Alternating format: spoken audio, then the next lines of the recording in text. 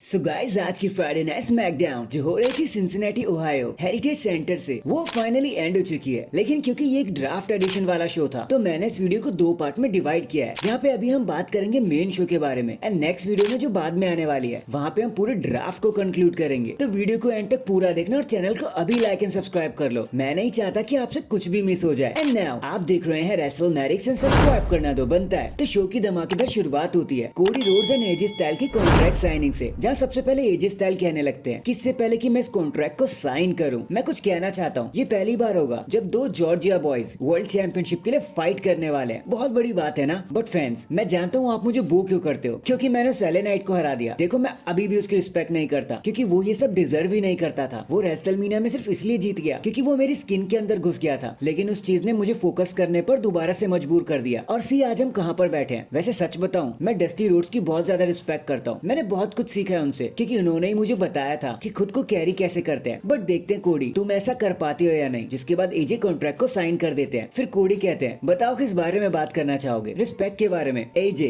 पूरा locker room तुम्हारी respect करता है। सब तुम्हें इस जनरेशन का एक्सीलेंट बॉय मानते हैं। बट हाँ, बैकलैश में ये कहानी जरा सी अलग होगी। ये सब कुछ विंडो के बाहर फेंक दिया जाएगा। सिर्फ तुम और मैं ही वहाँ पर होंगे। और याद रखना, ये मेरी लिस्ट का ड्रीम मैच होना हो, लेकिन हाँ, एक मस्त सिचुएशन वाला मैच जरूर होगा। जिसके बाद दोनों ही स्टार्स कॉन्ट्रैक्ट साइन करके खड़े हो जाते हैं। एजे स्टाइल कहते हैं कितने प्यार से तूने अपनी स्टोरी खत्म करी ना, लेकिन बहुत बुरा हुआ। उसका कुछ भी फायदा नहीं हुआ। तेरा टाइटल रन बैकलैश में ही जाकर खत्म हो जाएगा। बहुत छोटा सा टाइटल रन होगा। जिसके बाद दोनों हैंडशेक करते हैं एंड रिंग से चले जाते हैं। इसके बाद हमें फैंटास्मा वर्सेस एलडब्ल्यूओ के बीच में एक मैच देखने को मिलता है। देखो, मैच तो वहाँ पर बड़ी ही आसानी से एलडब्ल्यूओ जीत जाते हैं। जिसके बाद सैंतोस कहते हैं कि यार देखो, मैं एक बात कहना चाहता हूँ। माना कि मैं बहुत बड़ा चीटर हूँ, लेकिन झूठा तो बिल्कुल भी नहीं हूँ। और जब मैंने कहा था कि मैंने ड्रैगन ली पर अटैक नहीं किया, तो भाई मैं सच ही कह रहा था। जिसके बाद हमें सिक्योरिटी कैमरा की फुटेज दिखाई जाती है और हमें पता चलता है कि वो अटैक सैंतोस ने नहीं, कार्लिटो ने किया था। जिसके बाद पूरी सिचुएशन टूट जाती है। एलडब्ल्यूओ टूट जाती है। क्योटिक सिचुएशन में ये सेगमेंट यहीं पर एंड हो जाता है और कार्लिटो वहां से खिसक लेते हैं। नेक्स्ट हमें Bron Breakker versus Cedric Alexander के बीच में एक सिंगल्स मैच देखने को मिलता है, जहां बताने को कुछ हुआ भी नहीं और हम सब जानते हैं। एक डेविस्टेटिंग स्पीयर और 1 2 3 ब्रॉन ब्रेकर अपने मैच को बड़ी आसानी से जीत जाते हैं। इसके बाद हमें केला दिखाई जाती है जो बियंका का इंटरव्यू ले रही होती है। सबसे पहले तो केला उन्हें कांग्रेचुलेट करती है। और वो उन्हें क्यों कांग्रेचुलेट करती है उसके लिए तो आपको शाम की वीडियो का इंतजार करना पड़ेगा। खैर, बियंका कहते हैं कि शुक्रिया, लेकिन जेड कारगिल और मैं काबुकी वॉरियर्स को फेस करने वाले हैं backlash for the title and हम जानते हैं कि हम उन्हें पूरी आसानी से हरा देंगे। लेकिन हाँ, बस मैं ये नहीं चाहती कि जेड रॉ पर ड्राफ्ट कर दिए जाए। जिसके बाद काबुकी वॉरियर्स वहाँ पर आ जाते हैं और उनके बीच में छोटा सा आर्ग्यूमेंट शुरू हो जाता है। लेकिन तभी केविन ओवेंस एंड टामा टोंगा वहाँ लड़ते हुए दोबारा से आ जाते हैं। ये लड़ाई करना बंद ही नहीं करते। जिसके बाद रेंडी ऑर्टन एंड सोलो सिकोवा भी इस फाइट में इन्वॉल्व हो जाते हैं। बट जैसा की चीजें आउट ऑफ कंट्रोल होने वाली थी, ऑफिशियल्स आकर इन्हें सेपरेट कर देते हैं, इनको लड़ने नहीं देते। नेक्स्ट हमें टिफनी स्ट्रैटन वर्सेस नायोमी के बीच में एक सिंगल्स मैच देखने को मिलता है, जहां जो भी जीतेगा वो बेली से लड़ेगा for the title at backlash. अब इससे पहले कि ये मैच अपने रिजल्ट तक जाता, नया जैक्स आकर बेली पर अटैक कर देती है एंड नायोमी पर भी अटैक कर देती है, जिसकी वजह से ये मैच नो कॉन्टेस्ट की लिस्ट में खत्म हो जाता है। लेकिन जब नया जैक्स सबको पीट कर वहां से चली जाती है तो उसके बाद टिफनी बेली एंड नायोमी को उठाकर रिंग में पटक देती है और अपना मून शॉट लगा देती है और कहते हैं कि इट्स टिफी टाइम। एंड फाइनली ये सारी चीजें लीड करती है हमें हमारे मेन इवेंट की तरफ, जहाँ कोडी रोड्स फाइट कर रहे थे एनएक्सटी की कार्मेलो हेज से। अब बताने को इधर ज्यादा कुछ हुआ नहीं। एज एक्सपेक्टेड कोडी रोड्स ने कोडी कटर लगाया, क्रॉस रोड लगाया और 1 2 3 करके अपने मैच को बड़ी आसानी से जीत गए। लेकिन जब वो सेलिब्रेट कर रहे होते तो पीछे से एज स्टाइल उनका इंतजार कर रहे होते हैं। एज स्टाइल उन्हें मारते तो नहीं है, लेकिन एक छोटी सी धमकी देकर